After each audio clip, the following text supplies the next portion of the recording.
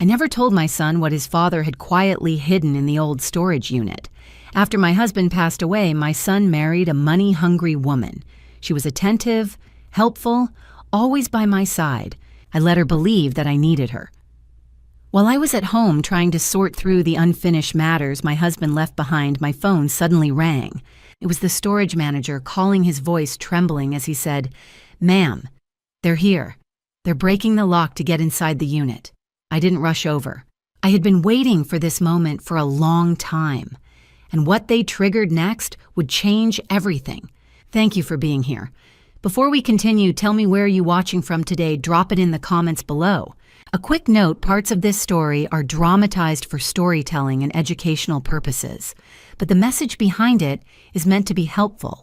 The call came at 4:47 p.m. on a Tuesday in April. I was in Richard's office when my phone buzzed. Victor Stone's name flashed on the screen. "Mrs. Westbrook," he said, his voice tight. "Someone's at Unit 7A with a battery-powered angle grinder. They're breaching the door." I walked to the window. Rain fell softly, turning the city gray. "Who is it?" I asked, though I already knew. "Your son, ma'am, Trevor Westbrook. He's with a woman." "Vanessa, of course." "Should I call the police?" Victor asked. "No," I said quietly. "Let him finish. Lock the exterior gates. Tell him the system malfunctioned. Don't let him leave." "Are you sure?" "I'm sure." I hung up and looked at the desk. 15 months since Richard died here. 15 months since he handed me the key, the coordinates, and the letter. If Trevor finds this, you'll know what to do. Everything you need is already in place. I opened my laptop and pulled up the live feed from Unit 7A.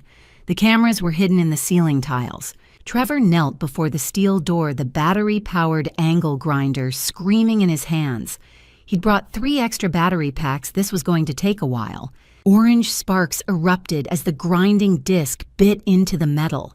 His face was tight with desperation. Behind him, Vanessa stood with her arms crossed, phone in hand, bored, impatient. She had no idea what she'd walked into. I called Frank Donovan. "It's happening," I said. "When?" "Right now. Trevor just triggered the protocol. He's cutting through with an angle grinder." Frank exhaled. 72 hours. 72 hours, I repeated. "Friday night we end this." "We could arrest them now," he said. "We have enough." "No," I said. "If we arrest them now, Vanessa walks on reduced charges. But if we let them come to dinner Friday and confess on camera, we bury them. 25 years, Frank, not 5. He was quiet. Then, "You can handle 3 more days." I looked at the screen. Trevor was still cutting. Vanessa was checking her watch. "I've been handling it for 8 months, I said. "I can handle 3 more days." "All right," Frank said. "I'll coordinate with Detective Moss. Units on standby Friday night." "Good." I hung up and sat down. On the screen, Trevor finally broke through the door.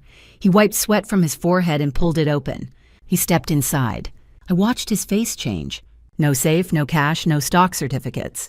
Just a small wooden table. And on it, a single photograph. Trevor picked it up. Even through the grainy feed, I could see his hands shaking.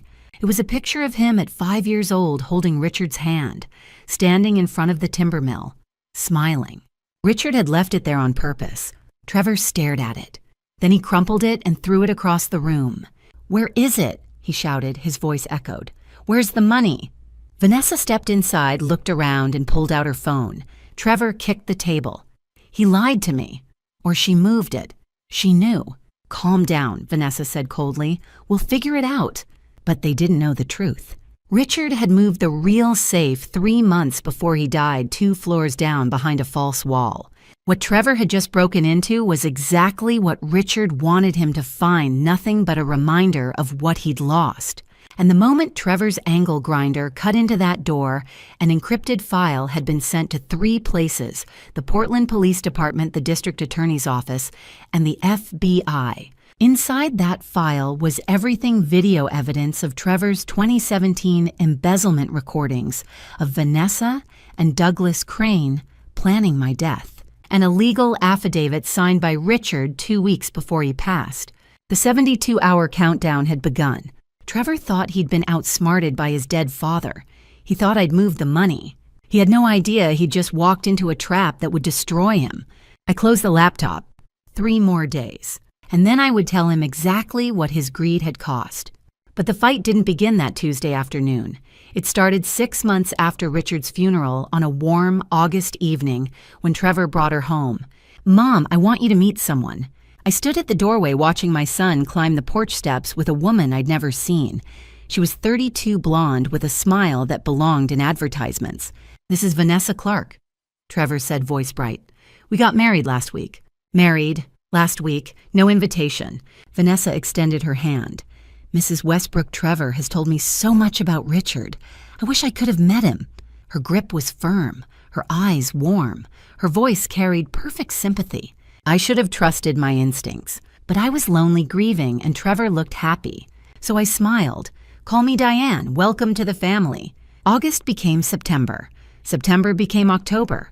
And slowly I started falling apart. It began with exhaustion sleep couldn't fix. I'd wake after 8 hours feeling like I'd run a marathon. My coffee tasted metallic. My hands trembled.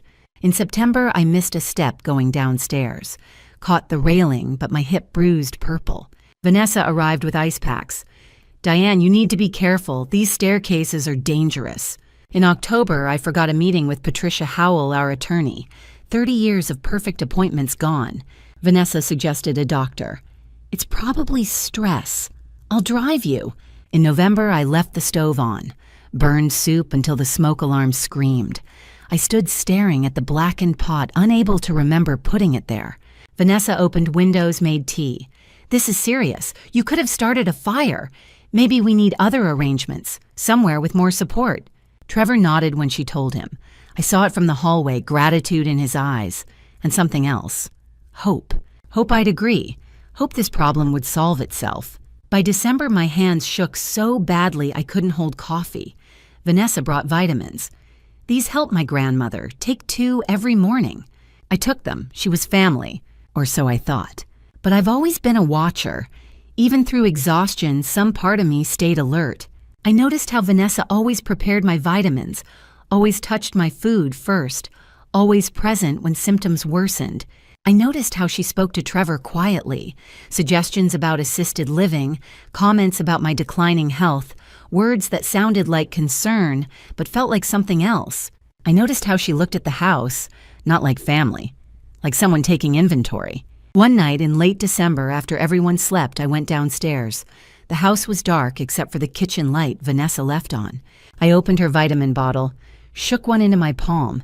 It looked normal.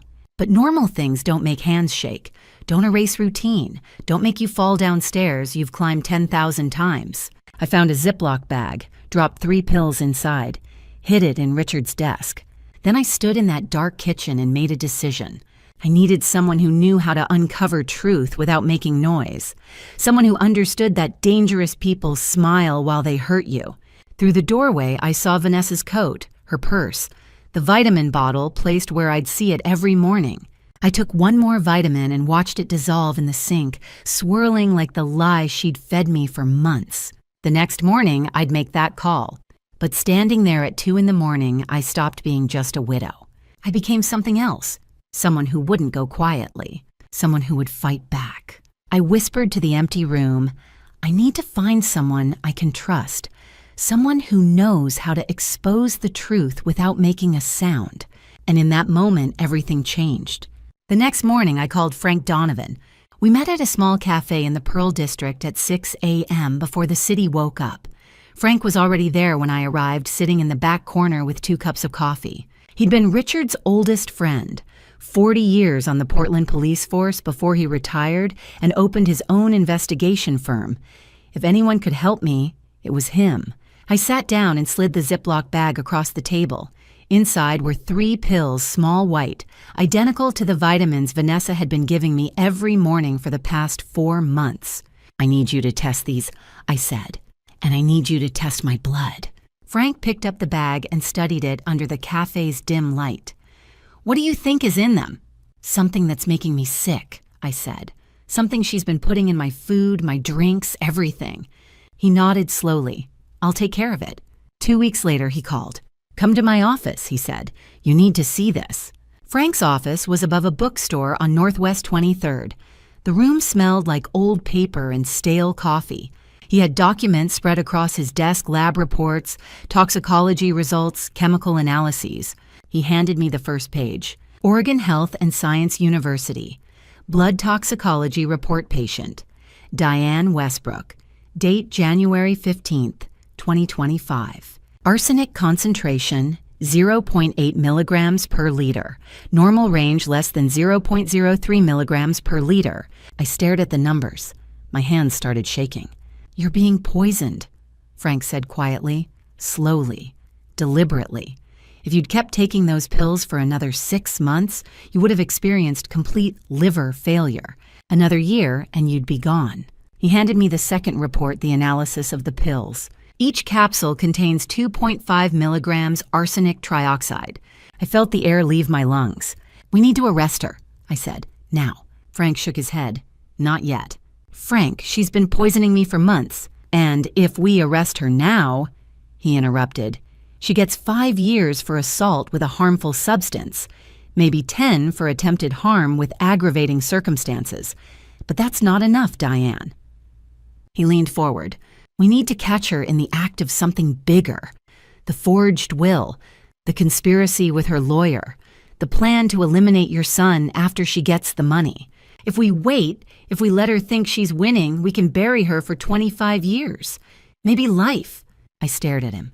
"You want me to keep pretending I'm dying?" "I want you to control the game," he said. "You've been surviving for 8 months. You can survive 3 more. And when we're done, she won't just lose. She'll be destroyed." I looked down at the arsenic report in my hands. The numbers blurred. "What do I have to do?" "Stop taking her pills," Frank said. "Replace them with real vitamins, but keep acting sick. Fall down the stairs, forget appointments, shake when you hold your coffee cup. Make her think the poison is working." He pulled out a notebook. "I'll start surveillance. I'll follow her, record her conversations, find out who she's working with. And when we have everything, when we have proof of conspiracy, forgery, and planning harm, we move. Not before." I nodded slowly. "How long?" 3 months, he said. "Maybe 4. I need time to build the case." I took a deep breath. "All right, we wait." For the next 3 months, I became an actress. I fell. I forgot. I trembled. I let Vanessa help me to the bathroom. I let her smile and bring me soup and tell Trevor how worried she was about me. And the whole time, Frank was watching. In late April, he called me. It was 10 p.m. I was sitting in the dark in Richard's office staring at the city lights. "Diane," Frank said, "I found something, and it's worse than we thought." My chest tightened. "Tell me."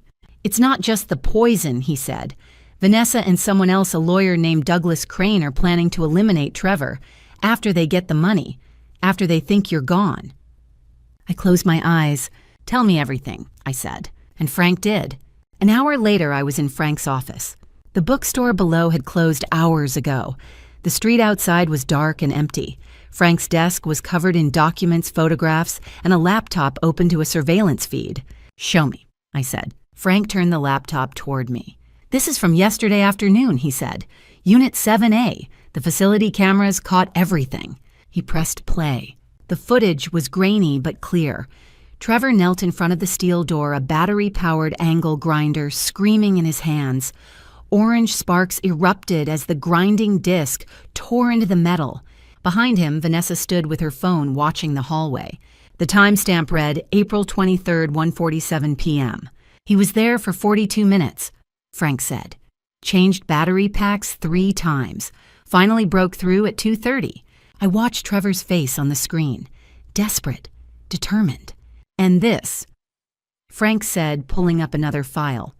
3 weeks ago, Trevor purchased a heavy-duty battery-powered angle grinder and 6 metal cutting discs at the Gresham Home Depot. Paid cash. $240. He showed me the receipt. The timestamp was clear. March 30th, 3:17 p.m. "He was planning this for weeks," Frank said. I stared at the receipt. Trevor had bought the tools 3 weeks ago.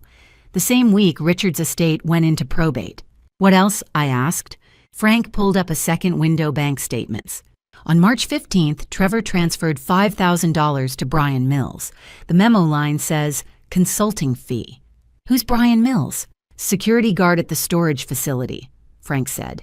20 years on the job. Clean record until now. I'm guessing Trevor bribed him to look the other way. He clicked to another page.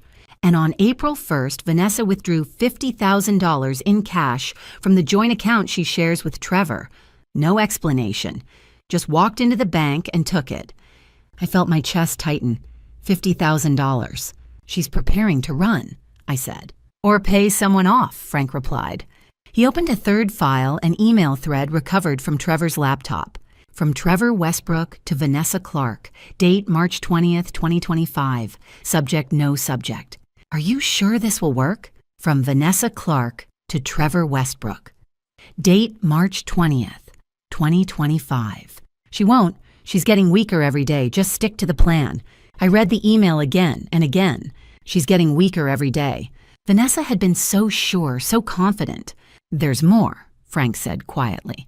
He pulled up a photograph of Vanessa sitting across from a man in a cafe. The man was in his 50s, graying hair, wearing a suit. This is Douglas Crane, Frank said, attorney, estate law. He was disbarred in 2019 for forging signatures on probate documents, got his license back 2 years ago. And he's working with Vanessa, I said. They've been meeting every Tuesday and Thursday for the past 6 weeks, Frank said. Same cafe, Northwest 23rd. I've been following her since February. He opened another folder, more photographs. Vanessa and Douglas at a table, documents spread between them. Vanessa handing him an envelope, Douglas nodding. What are they doing? I asked. Frank leaned back in his chair. They're forging Richard's will, he said. Changing the terms, removing the safeguards he put in place, making it easier for Trevor to access the estate without conditions. My hands curled into fists. Can we stop them? We can, Frank said. But not yet. If we move now, they'll destroy the evidence. We need to catch them in the act. We need them to present the forged will to the probate court. And then we bury them, he said. Fraud, conspiracy, forgery. Vanessa goes away for 25 years. Douglas loses his license permanently. Trevor becomes an accessory. I looked at the screen. At Trevor's face, at Vanessa's cold smile, at Douglas Crane's calculating eyes. How long? I asked. A week, Frank said. Maybe 2, they're moving fast. I stood up, my legs felt unsteady. We're running out of time, I said. Frank nodded. I know, he said, but we're ready. I looked at him, at the evidence spread across his desk, at the years of friendship and trust between him and Richard.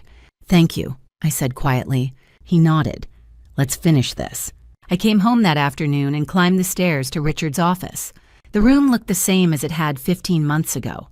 The oak desk, the leather chair, the painting of the Willamette River at sunrise mounted on the wall above the filing cabinet. I walked to the painting and lifted it off its hooks. Behind it was a small wall safe. Richard had shown it to me 2 weeks before he passed. He'd written the combination on a card and tucked it into my wallet. 1-2-0-1-2-4, January 20th, 2024, the day he died.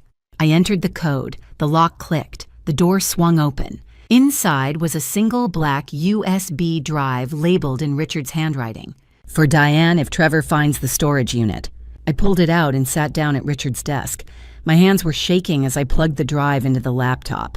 3 files appeared on the screen. File 1. Trevor _ embezzlement _ 2017.pdf. 47 pages.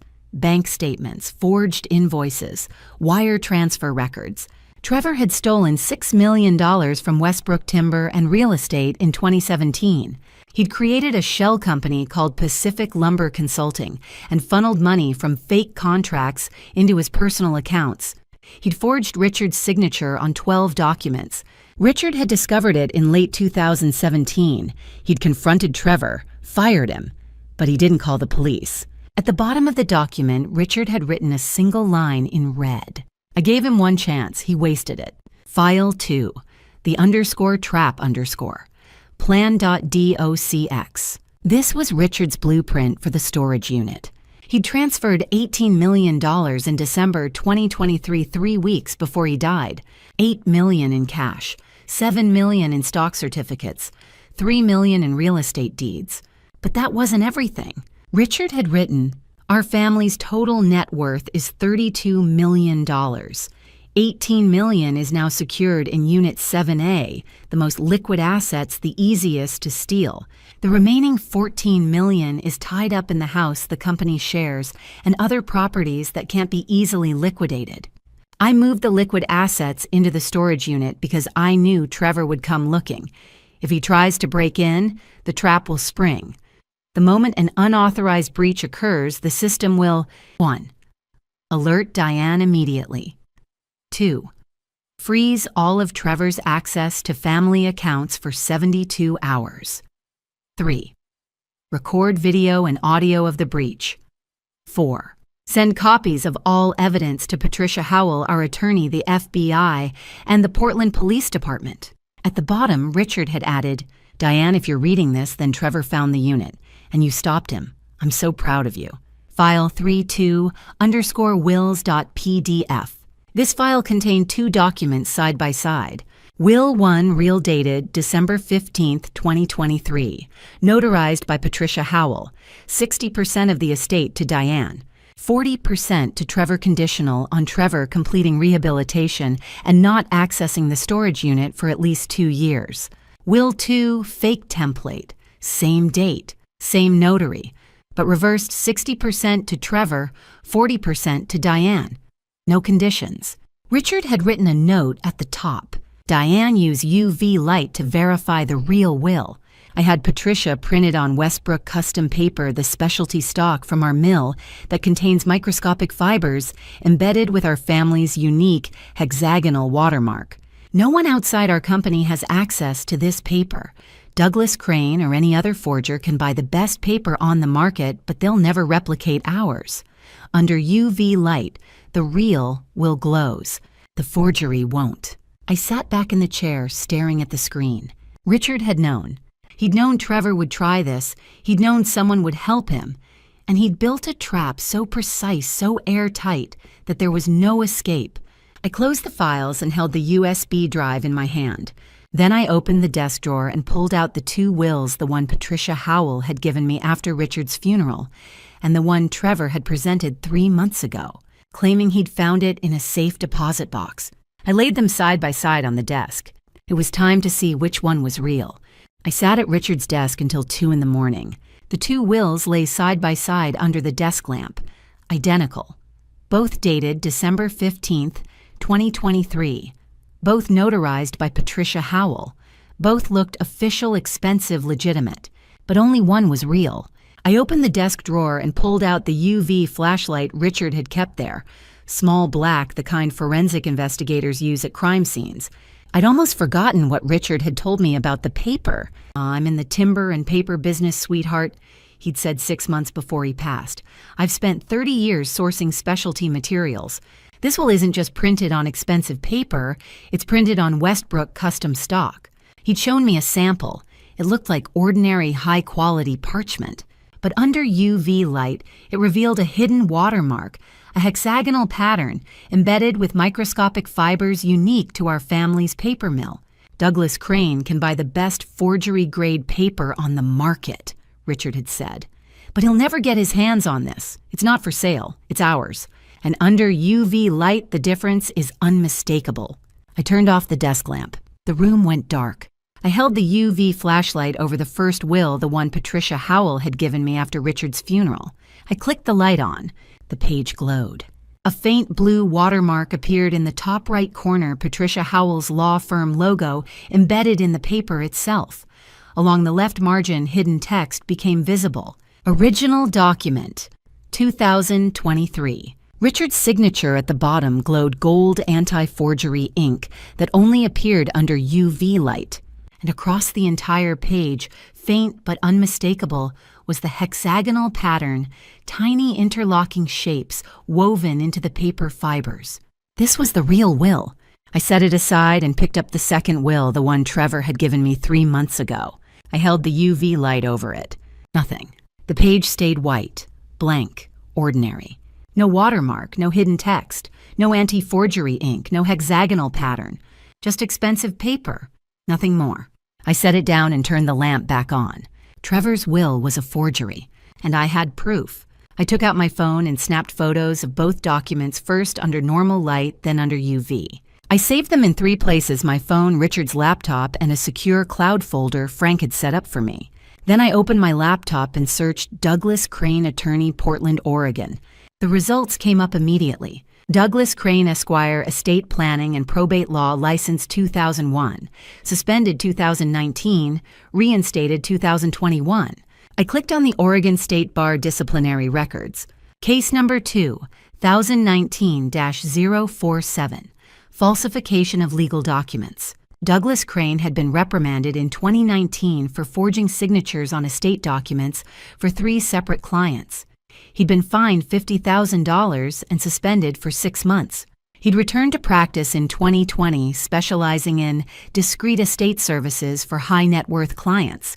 In other words, people who needed someone willing to bend the rules. Vanessa had found the perfect partner. I looked at the 2 wills on the desk. One told the truth. One was a lie. And now I knew which was which. I picked up my phone and texted Frank. "I have proof. The will is forged. I need you to find out who made it and when." His reply came 2 minutes later. "Already on it. I've been watching Douglas Crane's office for 3 weeks. I have recordings. I'll send them tomorrow morning." I set the phone down and looked at the clock. It was nearly 3 a.m. In a few hours, Frank would show me the evidence, and then we would know the full scope of what Vanessa and Douglas Crane had been planning. But for now, I sat in the dark holding the proof in my hands. Trevor had tried to steal my husband's legacy, but Richard had made sure I would win. By 10 that morning, I sat across from Frank again. He'd closed the office door, drawn the blinds. His laptop glowed in the dimmed room. On screen, a folder labeled Vanessa_Douglas _surveillance_February to April _2025. 6 weeks of monitoring, Frank said quietly. "Diane, what you're about to hear, there's no preparing for it." I straightened in my chair. "Show me." He clicked the first file. February 12th, 3:15 p.m., Northwest Portland Cafe. Audio began. Background noise, espresso machines, murmured conversations, then 2 voices cut through clearly. Vanessa's voice, sharp and businesslike. "How long until the will is finalized?" Douglas Crane's deeper tone. "It's done. Filed with probate court last week. Unless someone challenges with concrete evidence, it stands." And the old woman. A pause, then Douglas. "How is she?" "Weaker every day, maybe 4 to 6 months if we're lucky." My hands clenched. "And Trevor?" Vanessa's laugh was cold. "He's useful for now. After we access the storage money, we'll deal with him." Frank paused the recording. "That was mid-February, 2 weeks after we discovered the toxic substance." "Play the next one," I said. He clicked again. February 26th, same location. Douglas's voice uncertain. "What do you mean, deal with him?" "Come on, Douglas. You're not naive. Trevor's a liability. He's weak, he talks when he drinks, he's unreliable. Once we have the money, he becomes a problem we can't afford." "Vanessa, I agreed to create the false will. I didn't agree to what exactly are you suggesting." "I'm suggesting accidents happen. People drive intoxicated.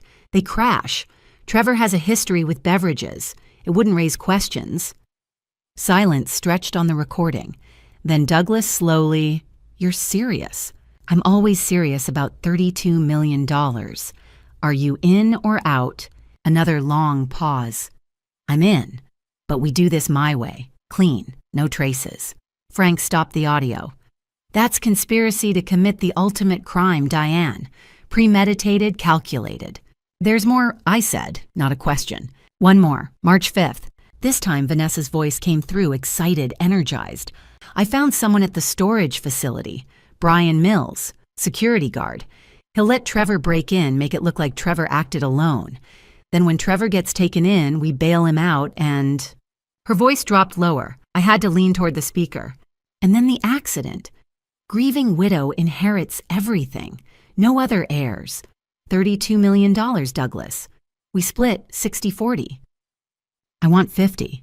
"Fine, 50-50. But Trevor has to be handled within a month after we secure the funds." Frank closed the laptop. The office felt smaller, the air thicker. "She's planning to eliminate him," I whispered. "My son. She married him to access Richard's estate, and once she has it, Trevor becomes disposable. Not just planning, Frank said. She's already set everything in motion. The forged will, the bribe to Mills, getting Trevor to break into the storage. It's all designed to give her legal access to the money, then remove him permanently. I stood paced to the window. Outside, Portland moved through its ordinary morning. People buying coffee, walking dogs, living normal lives. Mine had become something else entirely. "I need you to contact Detective Sarah Moss," I said, turning back to Frank. "Richard knew her from the Veterans Association. She's trustworthy. Get arrest warrants prepared for Vanessa, Trevor, and Douglas. Conspiracy charges, fraud, attempted harm. When? Friday night. I'm inviting them to dinner, 7 p.m. I want you to set up cameras and audio recording in my house beforehand. I'm going to confront them with everything: the forged will, the toxic substances, these recordings. And when they're caught on camera admitting it, Sarah and her team move in." Frank studied me. "Diane, this is dangerous. Vanessa has already proven she's willing to harm people who stand in her way. I know." I met his eyes. "But Trevor needs to hear this. He needs to understand what his wife really is before he's arrested. And I need Vanessa to confess on record in front of witnesses with no way to deny it later." Frank nodded slowly. "I'll call Sarah this afternoon." I pulled out my phone and typed, "Trevor, come to the house Friday night for dinner. You and Vanessa, 7 p.m. I need to discuss Dad's estate with both of you. Don't refuse this. It's the last time I'll ask." I hit send. The message showed delivered. Then 3 dots appeared. Trevor was typing. His reply came through moments later. "Mom, why now? You've been avoiding us for months. What's this really about?" I sat at the kitchen table Thursday morning, coffee growing cold in front of me. Through the window, the Willamette River reflected gray April sky. I typed carefully, choosing each word like placing stones across a river. "Trevor, I know you tried to access your father's storage unit. Victor called me. I don't want this to escalate into something worse. We need to talk as a family about the estate and what comes next. I promise I'll listen to your side." The 3 dots appeared, disappeared, appeared again. Then my phone rang. "Mom." Trevor's voice sounded strained, tired. "I don't believe this. You've been cold to me since Dad died. Now suddenly you want family dinner." I took a breath, letting my voice soften into the tone of a grieving widow. Weak, hurt, vulnerable. "Sweetheart, I haven't been cold. I've been in pain. Your father's gone and I've been trying to hold everything together. But I see now that pushing you away only makes things worse." I paused. "I know you need access to what your father left. I know you're struggling financially. But the way you're going about this, breaking into the storage, that's not how your father would have wanted this." "Mom, I just need what's mine. Dad promised." "Then come talk to me. Friday night, bring Vanessa. Let's sit down like adults and figure this out. If you still want to involve lawyers after, fine. But give me one chance to explain what your father actually wanted for you." Silence stretched between us. "Vanessa doesn't trust this," he said finally. "Vanessa doesn't have to trust me. But Trevor, I'm your mother. I raised you. I love you despite everything. Doesn't that count for something?" More silence, then, "Okay, we'll come, 7 p.m. Friday, but Mom, please, don't make this harder than it already is. I promise you'll have answers to everything. 7 p.m. I'll see you then." After we hung up, I immediately called Frank. They agreed. "Friday, 7 p.m. Can you install the equipment? Thursday afternoon. So bye. I'll be there at 2. "You're sure about this, Diane?" "I've been sure since the day Richard gave me that key 15 months ago. I just didn't know what I was preparing for." Across town in the apartment Trevor and Vanessa shared, she stood at the window watching traffic below. "What did she say?" Vanessa asked without turning. Trevor sat on their couch phone, still in hand. "She knows about the storage, wants to talk about Dad's estate. She sounded different, softer. She's playing you. Maybe. Or maybe she's just tired of fighting." He looked up at his wife. "Vanessa, she's my mother. She lost her husband. Can we at least hear her out?" Vanessa turned, studying him with those cold, calculating eyes he'd somehow convinced himself showed love. "Of course we can, baby." She crossed to him, perched on the couch, arm ran fingers through his hair. "We'll go, we'll listen. And if she tries anything, we'll handle it." After Trevor went to shower, Vanessa pulled out her phone and texted Douglas Crane. "We're going to her house Friday night. Be ready. If she knows anything, we need to act fast." His reply came immediately. "I'll have contingency plans prepared. Don't worry." Vanessa deleted the message thread and slipped her phone back in her pocket. She walked to their bedroom window. Below, Portland moved through its ordinary rhythms. People heading to work, living their small, predictable lives. Soon she'd have 32 million reasons to leave this city forever. Leave Trevor, leave Diane, leave this whole tedious charade behind. Trevor emerged from the bathroom, toweling his hair. "I'm nervous about Friday." Vanessa smiled the same perfect smile she'd worn the day they met. "Don't be nervous, honey. Everything's going to work out exactly as planned." He nodded, wanting desperately to believe her. She turned back to the window, her smile shifting into something harder, colder. She whispered to her own reflection, too quiet for Trevor to hear. "Soon this will all be over." They arrived exactly at 7. I opened the door to find Trevor on the porch steps, hands shoved in his jacket pockets, looking like he'd rather be anywhere else. Behind him stood Vanessa in a cream-colored dress, her smile perfect and practiced. "Come in," I said simply. The dining room table was set for 3. Simple meal roasted chicken, mashed potatoes, green beans. The kind of dinner I'd made 1,000 times when Trevor was growing up. We ate in near silence for the first 40 minutes. Trevor attempted conversation. "Mom, the food is good. Thanks for inviting us. This is still your home, sweetheart. You grew up here." I set down my fork. "I just wanted moments like this before everything changes." Vanessa's eyes narrowed slightly. "Diane, you look much better tonight. These past months when I visited, you seemed so frail, but tonight you seem sharper, clearer." I met her gaze across the table. "Perhaps because I stopped taking those vitamins you gave me." The temperature in the room dropped 10 degrees. Trevor looked between us confused. "Mom, what are you—" I stood, walked to the sideboard, and picked up the vitamin bottle Vanessa had given me in December. I placed it in the center of the table with a soft click. "Do you remember these, Vanessa? You gave them to me last December. Said they'd help with my tremors. I took them for 2 months. Then I started falling, forgetting things. My hands shook so badly I couldn't hold a coffee cup." Vanessa's expression remained perfectly composed. "Diane, those are standard supplements. If you had adverse reactions, that's unfortunate, but—" "Adverse reactions?" I almost laughed. "Is that what we're calling it?" Trevor pushed back from the table slightly. "Mom, I don't understand what's happening." I looked at my son, my baby boy, who'd grown into a man I barely recognized, and for a moment grief threatened to overwhelm me. But I'd come too far to stop now. "Trevor, do you remember last September when I fell on the stairs? You and Vanessa came over within an hour." He nodded slowly. "Or October when I forgot my appointment with Patricia Howell. You suggested I see a doctor." "Mom, we were worried about you." "November. I left the stove on, burned a pot of soup. Vanessa suggested I needed other arrangements, somewhere with more support." Trevor's face paled.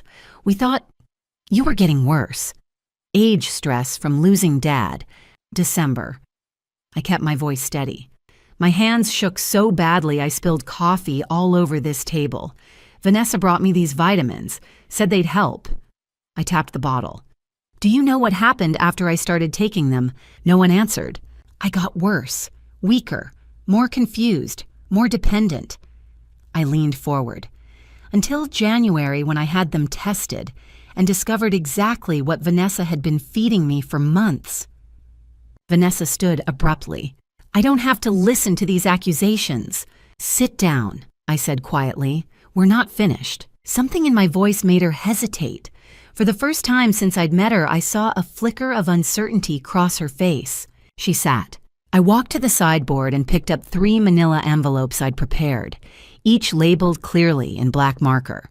Envelope 1, the forgery. Envelope 2, the poison. Envelope 3, the betrayal. I placed them on the table between the roasted chicken and the vitamin bottle. Trevor stared at them. "Mom, what is this?" "This is the truth about your wife, about your father's estate, about what the 2 of you have been planning." I met Vanessa's eyes. Or should I say what Vanessa and Douglas Crane have been planning while using you as their pawn? Trevor's head snapped toward Vanessa. Douglas Crane, who's... We'll get to that. I picked up the first envelope. But first, let's talk about forgery. I looked at both of them, my son, who'd chosen greed over family, and the woman who'd married him to gain access to wealth she'd never earned. My voice was ice. Let's start with how you forged your father's will. I opened the first envelope slowly, deliberately. Let them watch. Let them wonder what evidence I'd gathered while they thought I was dying. 2 documents slid out onto the table between the dinner plates, side by side, identical in appearance. These are both dated December 15th, 2023, both notarized, both bearing your father's signature. I looked at Trevor, but only one is real. Trevor leaned forward, studying them. They look the same. That's the point of a good forgery. I pointed to the document on the left.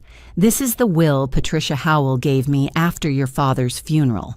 It leaves 60% of his estate to me. 40% to you, conditional on completing rehabilitation and not accessing the storage unit for 2 years. I moved my finger to the right document. This is the will you presented 3 weeks ago. The one you said came from Dad's personal safe deposit box. It reverses the percentages. 60% to you, 40% to me. No conditions, no waiting period. That's what Dad told me. Trevor said, voice rising. He said I'd get the majority because I was supposed to carry on the business. Your father never said that. I kept my voice level. But someone convinced you he did.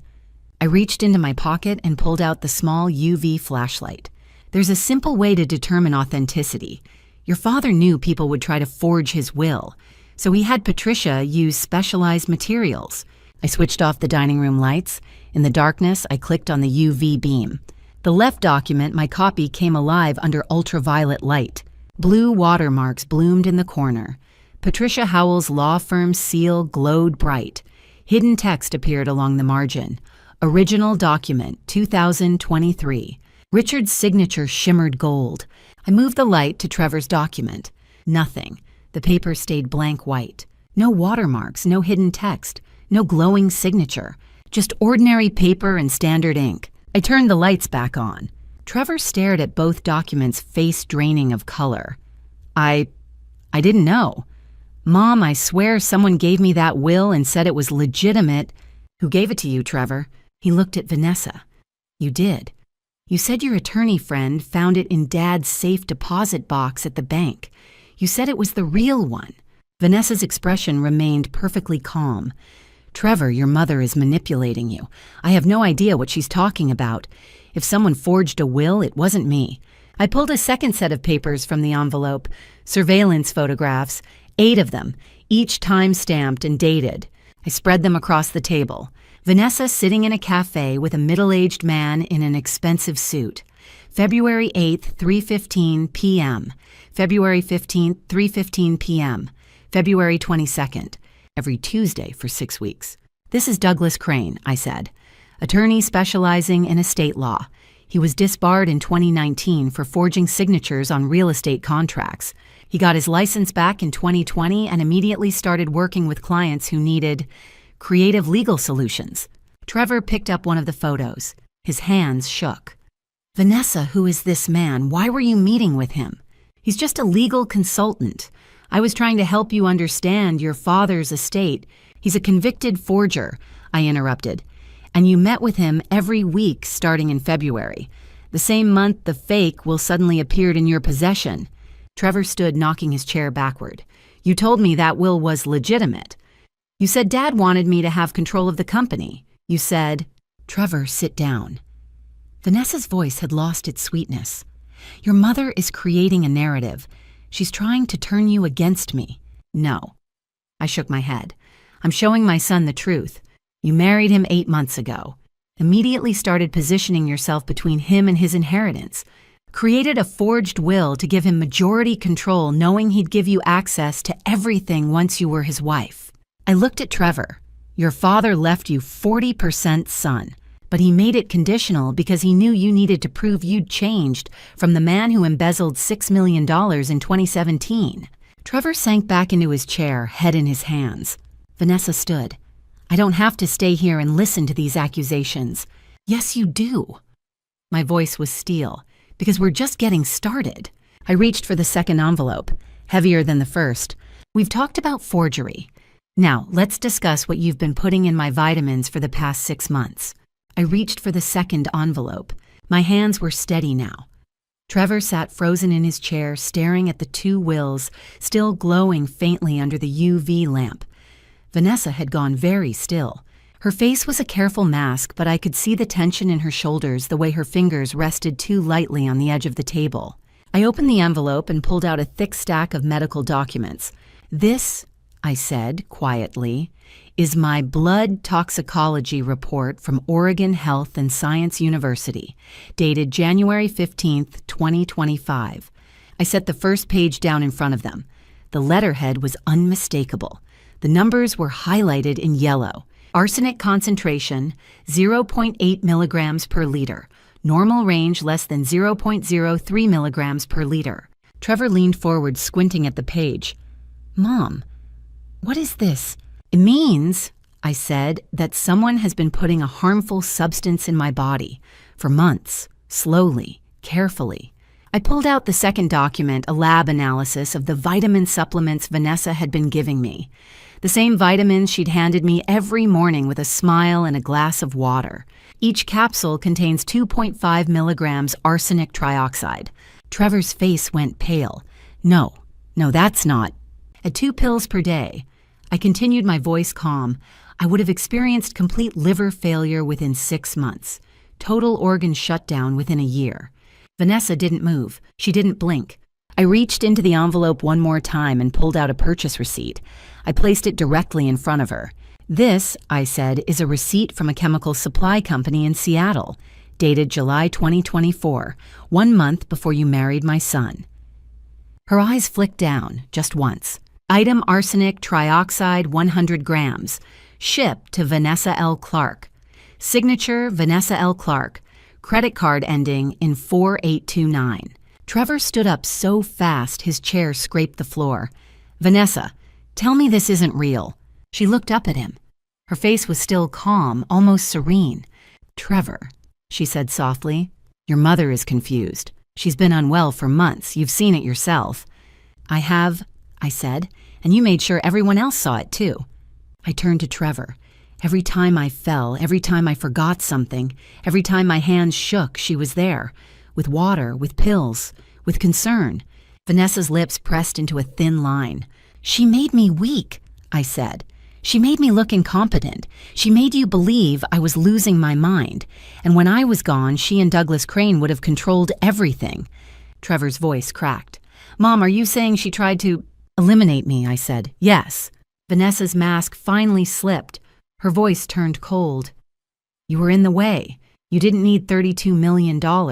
You were already old. I was just speeding things along." Trevor staggered back like he'd been slapped. "But here's the thing," I said, leaning forward. "I stopped taking your pills in February. I replaced every single one with actual vitamins. And for the last 3 months, I've been pretending." Vanessa's eyes widened, just slightly. "But the hardest part," I continued, "wasn't stopping the poison. It was pretending I was still dying." I looked directly at her. I had to study myself, learn how my hands shook when the arsenic was at its worst, practice the tremors in front of the mirror every morning, use makeup to make my face look paler, dark circles under my eyes' hollowed cheeks. I dragged my feet when I walked. I forgot things on purpose. I let you help me to the bathroom. I paused, because I knew you were watching me. Every second, every breath. And if I showed even a flicker of strength, you'd know something was wrong. Vanessa's jaw tightened. "For 3 months, I said I was an actress, and you never suspected a thing." I gestured toward the bookshelf. The small lens was barely visible behind the spine of an old atlas. "I was gathering evidence," I said, "and building a case. And right now, Frank Donovan and Detective Sarah Moss from the Portland Police Department are watching this entire conversation on a live feed from the cameras hidden in this room." Trevor turned to look. His face was ashen. "They're on their way here," I said, "and when they arrive, you'll be charged with attempted elimination conspiracy and fraud." Vanessa stood. Her chair scraped the floor. "Sit down," I said. She didn't. I reached for the third envelope, the last one. Now, I said, "Let's talk about betrayal," and I pressed play. If you're still here, drop your guess in one sentence. What do you think that technical problem really was? If you were in my place, what would you do when the truth finally comes out? And just a quick note before the next part, the following story includes some dramatized details for storytelling and educational purposes. If this style isn't for you, feel free to stop watching here. Vanessa's voice filled the room. It came from the speakers hidden behind the bookshelf, clear, cold, unmistakable. February 26th, 2025, 3:22 p.m. "He's becoming a problem." That was Vanessa, flat, businesslike. "Then we handle it," Douglas Crane replied. Trevor's head snapped toward the sound. "How?" Vanessa asked. "An accident. Car goes off the road. Brake failure. It happens." Trevor stood frozen. "And the timeline? Once we have the storage unit unlocked, once we have the 18 million, then we stage it. Trevor gets to be the grieving family's tragic loss." Vanessa laughed softly. "He's weak. He stole 6 million from his father and couldn't keep it. He's useless now." Trevor staggered backward. "Vanessa, you were going to end you," I said quietly. "Yes." Vanessa's eyes stayed on me, cold. "You've been planning this since the day you met him," I said. "The marriage, the will, the storage unit. Once you had the money, he was just another obstacle." Trevor sank into his chair, hands over his face. I stopped the recording. Silence. Trevor looked up, tears streaming. "Mom, I didn't know. I swear." "I know," I said. Vanessa stood. Her chair scraped the floor. "Sit down," I said. She didn't. She turned toward the door. 3 sharp knocks. The door opened. Detective Sarah Moss stepped inside, tall, sharp-eyed Portland police badge on her belt. Behind her, Frank. 3 uniformed officers. "Vanessa Clark," Detective Moss said. "You're under arrest for conspiracy to commit harm attempted elimination and falsification of legal documents." Vanessa didn't run, didn't scream, just stood there. An officer stepped forward with handcuffs. "Trevor Westbrook." Moss continued. "You're also under arrest for conspiracy destruction of secured property and complicity in fraud." Trevor's face crumbled. "No, please." "Mom," he choked. "I'm sorry, I didn't know." The officer pulled his hands back. The cuffs clicked. Trevor dropped to his knees, sobbing. As they led Vanessa toward the door, Detective Moss's radio crackled. "Moss, this is Unit 4 at PDX. We've detained Douglas Crane at the Alaska Airlines gate. He was attempting to board a flight to Grand Cayman. In his carry-on, $200,000 in cash, the exact amount Vanessa Clark withdrew from the joint account last week. We also recovered his laptop containing forged will templates with multiple draft versions dated back to December and a counterfeit notary seal bearing Patricia Howell's name. He's in custody." Detective Moss looked at me and nodded. "All 3 of them Mrs. Westbrook. And we have the evidence to prove everything." Frank walked over. "The storage breach Tuesday triggered everything," he said quietly. "When Trevor's angle grinder cut into that door, Richard's protocol sent an encrypted file to the DAFBI in Portland PD. Inside video of Trevor's 2017 embezzlement recordings of Vanessa and Douglas planning your death, Richard's signed affidavit." He paused. "The 72-hour freeze gave us the legal window for arrest warrants without tipping them off. If we'd moved earlier, they'd have destroyed evidence. Richard's trap forced their hand." I looked at the empty table. The 3 envelopes opened. "He knew," I whispered. "He did," Frank said. "And he gave you everything to win." They led Vanessa out first. She didn't look back. Then Trevor. At the door he turned, face red, tear-streaked. "Mom, please." The officers kept moving. Frank closed the door quietly. "You okay?" he asked. I didn't answer. I looked around the table, still set envelopes scattered. The house was so quiet. Outside, police cars pulled away, red and blue lights fading. I stood alone in the house my husband built. The house my son tried to steal. The house I fought to keep. It was over, but the cost was everything. The house was too quiet. I sat in the dark long after Frank and the officers had gone. The dining room still smelled faintly of wine and cold food. The envelopes were still scattered across the table. The UV lamp had finally burned out. I didn't turn on the lights. Outside the city hummed softly cars passing on the distant highway, the low rumble of a plane overhead. But inside there was only silence. I thought about Trevor, not the man they'd taken away in handcuffs tonight, but the boy he used to be. I thought about the summer of 2007. Trevor was 17. He'd been drinking at a party in Lake Oswego. He got behind the wheel anyway. He hit a mailbox, then a fence, then wrapped his car around a telephone pole. Richard drove out there in the middle of the night. He paid for the damages. He talked to the neighbors. He made sure no charges were filed. "He's just a kid," Richard had said. "He deserves a second chance." But Trevor never changed. He took the money. He took the forgiveness. And he kept taking. Richard knew. He must have known. That's why he built the trap. My phone buzzed on the table. I picked it up. "Detective Sarah Moss." I answered. "Mrs. Westbrook," she said.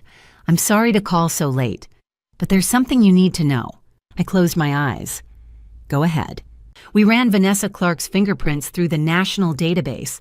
Her real name is Vanessa Lawson. She's wanted in 2 other states. My chest tightened. She was married twice before Detective Moss continued. Once in Seattle, once in San Francisco. Both husbands ended up gone within 18 months of the wedding. Both times the same substance was found in their systems. Both times she inherited everything. I felt the air leave my lungs. Trevor was going to be her third, I said quietly. "Yes, ma'am." I sat there holding the phone, staring at nothing. "We're charging her with 2 counts of harm in the first degree," Detective Moss said, "along with conspiracy fraud and attempted harm here in Oregon. She's not getting out." "And Trevor," I asked. "He's being held on conspiracy and destruction of property. But based on the evidence, it's clear he didn't know about her plans to end him. The DA is considering a reduced sentence if he cooperates." I nodded, even though she couldn't see me. "Thank you, Detective." "Mrs. Westbrook," she said gently. "You did the right thing." I wasn't sure I believed her, but I thanked her anyway. The call ended. I sat in the dark for a long time. Then I heard the front door open. Frank stepped inside. He didn't knock. He never did. "You still awake?" he asked. "Couldn't sleep," I said. He walked over and sat down across from me. He set something small on the table between us. A key. "What's that?" I asked. "Richard's key," Frank said. "The one to the storage unit. He gave it to me 2 weeks before he passed. Told me to hold on to it until you were ready." I stared at the key. It was small, brass, worn smooth at the edges. "He said you'd know when the time was right," Frank continued. "And I think tonight's that night." I picked up the key. It was heavier than I expected. "There's more in there than just money," Frank said quietly. "Richard left you something, a letter, instructions. He wanted you to see it when this was all over." My throat tightened. "It's time, Diane," Frank said. "Richard's storage unit is waiting for you." I looked down at the key in my hand, and for the first time all night, I felt something other than grief. I felt ready. The storage facility sat at the edge of North Portland's industrial district, tucked between a lumber yard and a row of shipping containers. The building was concrete and steel functional, anonymous, forgettable. Frank pulled into the lot at 9 in the morning. I sat in the passenger seat, the brass key still warm in my hand. "You ready?" he asked. I nodded. I wasn't sure I meant it. Victor Stone was waiting for us at the entrance, a gray-haired man in his 60s with a weathered face and a clipboard. He'd been managing the facility for 20 years. Richard had trusted him. "Mrs. Westbrook," Victor said, extending his hand. "I'm sorry for your loss. Richard was a good man." "Thank you," I said. He led us down a narrow hallway lit by fluorescent lights. Our footsteps echoed on the concrete floor. At the end of the hall, he stopped in front of a heavy steel door. "Unit 7A. Victor gestured to the keypad. "Your husband set this up himself, said only you would have the code." I stepped forward. My fingers hovered over the numbers. 1-2-0-1-2-4. The day Richard passed. January 20th, 2024. The lock clicked. The door opened. I stepped inside and stopped. It was Richard's office. Not a copy, not a replica. It was his office rebuilt down to the smallest detail. The oak desk he'd inherited from his father. The leather chair with the torn armrest he'd refused to replace. The framed photograph of us on our wedding day mounted on the wall beside the window. Except there was no window, just a painting of the Willamette River at sunrise. Frank stood beside me, silent.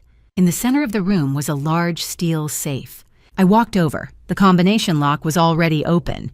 Richard must have said it that way. I pulled the door open. Inside were stacks of cash, bound and labeled. Beside them, a portfolio of stock certificates in protective sleeves. And beneath that, deeds to 3 properties, 2 in Portland, 1 in Bend. I pulled out the envelope taped to the inside of the safe door. "For Diane, when you're ready." My hands shook as I opened it. Richard's handwriting. Neat, precise. Diane. "If you're reading this, then Trevor found the storage unit, and you stopped him. I'm sorry I couldn't do this myself. I'm sorry I left you alone to face what I always knew was coming. Trevor has struggled his whole life. I wanted to believe he could change, but I also had to protect you. That's why I built this place. That's why I set the trap. Inside this safe, you'll find $18 million. $8 million in cash, $7 million in stock certificates, $3 million in real estate. The cash is yours. Do with it what you need. The stocks are for Trevor if he earns them. If he changes, if he proves he can be the man I hoped he'd become. If not, donate them. Build something good. There's a USB drive in the desk drawer. It's my last message to you. I recorded it 2 weeks before I passed. I love you, Diane. I always have. Richard." I folded the letter carefully, my vision blurred. Frank put a hand on my shoulder. "You okay?" I opened the desk drawer. Inside was a small black USB drive labeled in Richard's handwriting. "For Diane, final words."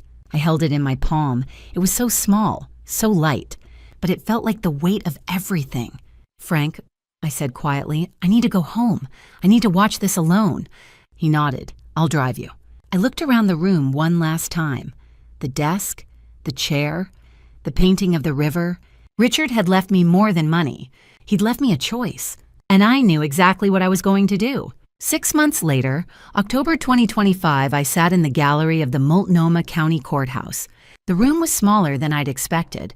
Rows of wooden benches, high ceilings, the Oregon State seal mounted above the judge's bench. Sunlight filtered through tall windows, casting long shadows across the floor. Frank sat beside me. He didn't say anything. He didn't need to. The bailiff called the court to order. Judge Maria Hensley entered a woman in her late 50s with silver hair and sharp, steady eyes. She'd reviewed the case for weeks. Today was sentencing. The state of Oregon versus Vanessa Lawson, the bailiff announced. Vanessa was led in first. She wore an orange jumpsuit. Her hands were cuffed in front of her. Her blonde hair was pulled back. Her face was calm, almost bored. She didn't look at me. Judge Hensley read the charges. 2 counts of ending lives in the first degree, Seattle and San Francisco. Conspiracy to end a life here in Oregon. Falsification of legal documents. Fraud. Attempted harm. Ms. Lawson, the judge said, "You have shown no remorse. You have demonstrated a pattern of manipulation, deceit, and harm that spans multiple states and multiple victims. This court finds you guilty on all counts." She paused. "You are sentenced to 25 years in the Oregon State Penitentiary. No possibility of parole." Vanessa didn't flinch. She just turned and walked back toward the door. As she passed my row, she glanced at me. Just once. Her eyes were empty. Next was Trevor. He looked smaller than I remembered, thinner. His hair was cut short, his shoulders slumped. When the bailiff brought him in, his eyes found mine immediately. He mouthed the words, "I'm sorry." I didn't respond. Judge Hensley read his charges. Conspiracy to commit fraud, destruction of secured property, complicity in bribery. Mr. Westbrook. The judge said, "The evidence shows you were manipulated by Mrs. Lawson, but you also made choices that endangered your family and violated the law." Trevor's lawyer stood. "Your Honor, my client has cooperated fully with the investigation. He's expressed deep remorse. He's entered a rehabilitation program." "I've read the reports," Judge Hensley said. "Mr. Westbrook, you are sentenced to 8 years. With good behavior, you may be eligible for early release after 5. Trevor's knees buckled. The bailiff steadied him. He turned to me one more time. His face was wet with tears. "Mom," he said, "I'm so sorry." I looked away. Douglas Crane received 5 years for forgery and conspiracy. He'd cooperated with the investigation, which earned him a reduced sentence. Brian Mills, the security guard who'd taken Trevor's bribe, received 2 years. The courtroom emptied slowly. Frank and I walked out into the October sunlight. The air was cool and crisp. The trees along the courthouse steps were bright with autumn color gold and red and orange. "You okay?" Frank asked. "I will be," I said. 2 weeks later, I stood in a conference room downtown with a lawyer, an accountant, and a stack of paperwork. I signed my name at the bottom of the final page. The Richard Westbrook Foundation. $18 million, all of it. The foundation's mission was simple support. Victims of financial fraud, assist families affected by harmful substances, and provide legal aid and counseling for elderly individuals targeted by predators. Richard had wanted to build something good, something that lasted. Now I would do it for him. That night, I came home to the quiet house in Forest Heights. I walked upstairs to Richard's office. The USB drive was still on the desk where I'd left it 6 months ago. I hadn't been able to watch it, not yet. But now, after the trial, after the foundation, after everything, I was ready. I picked up the small black drive and held it in my hand. "It's time," I whispered. And I sat down to hear my husband's voice one last time. January 2026. The Oregon State Penitentiary was a 2-hour drive from Portland. I made the trip on a cold Tuesday morning, the road wet from overnight rain. Trevor looked different, thinner. His face had lost its softness. His hands were steady on the table between us. "I'm in a program," he said quietly. "Substance counseling, financial literacy, and I've been writing letters to the people I hurt." He showed me a stack of handwritten apologies, careful, deliberate. "I'm proud of you," I said. His eyes filled with tears. "I don't deserve that." "Maybe not," I said, "but you're trying. That's more than you've ever done before." I reached across the table and took his hand.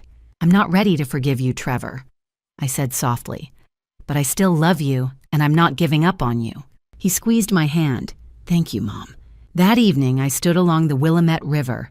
The sun was setting behind the West Hills, painting the sky pink and gold. The water moved slowly, reflecting the light.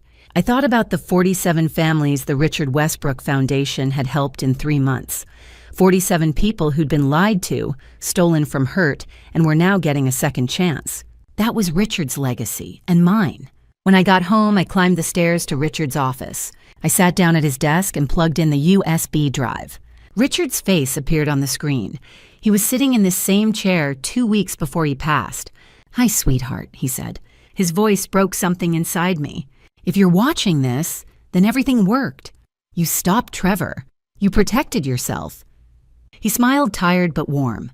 "I'm sorry I couldn't be there, but I knew you didn't need me. You've always been the strongest person I know, the heart of this family." He leaned forward. "I built the trap because I love you, because I needed you to have the tools to fight back. Not just the money, the proof, the evidence, the truth." His eyes softened. "Don't carry guilt, Diane. Don't carry anger. You did what you had to do. I'm so proud of you." He paused. "Live your life now. Be happy. Build something beautiful." The screen went dark. I sat there, tears streaming down my face. "I will, Richard," I whispered. "I promise." 3 months later, April 2026, I stood in Richard's office for the last time. I decided to close the room, not to forget, but to move forward. I packed away the photographs, the books, the papers. I left the painting of the Willamette River on the wall, one last reminder. I walked to the window and looked out over Portland. The city stretched below me, bridges, buildings, the river, winding through it all. I was 64 years old. I'd lost my husband. I'd lost my son, at least for now. I'd faced betrayal and harm and heartbreak, but I was still here, and I was stronger than I'd ever been. I closed the door behind me, locked it, and I walked downstairs into the light. The legacy wasn't what they'd tried to take from me. It was what I chose to build. Looking back on everything that happened, I realized this wasn't just another family drama stories moment. It was a lesson about trust boundaries and the price of love. I've heard so many grandma stories over the years, stories of betrayal and survival, but I never thought I'd become one of them. I was the woman who trusted too easily, who wanted to believe my son could change, who nearly paid for that belief with my life. Don't be like me. Don't ignore the warning signs. Don't let love blind you to the truth. God gave us instincts for a reason. When something feels wrong, it usually is. I ignored mine for too long, and it almost cost me everything. The real lesson from these family drama stories: boundaries aren't walls, they're bridges. They protect what matters while still leaving room for connection. And sometimes the bravest thing you can do is say no to the people you love most. For all the grandma stories you've heard, remember this strength isn't about being unbreakable. It's about knowing when to fight, when to forgive, and when to walk away. These family drama stories teach us that legacy isn't what people try to take from us. It's what we choose to build. And these grandma stories, they're proof that age isn't weakness. It's wisdom. It's power. If my story helped you in any way, please like, subscribe, and share your thoughts in the comments. Your support means the world. Final note: this content contains dramatized storytelling elements for educational purposes. Some details are fictionalized, but the lessons and messages are entirely valuable. If this style isn't for you, that's okay. Please seek content that better suits your needs.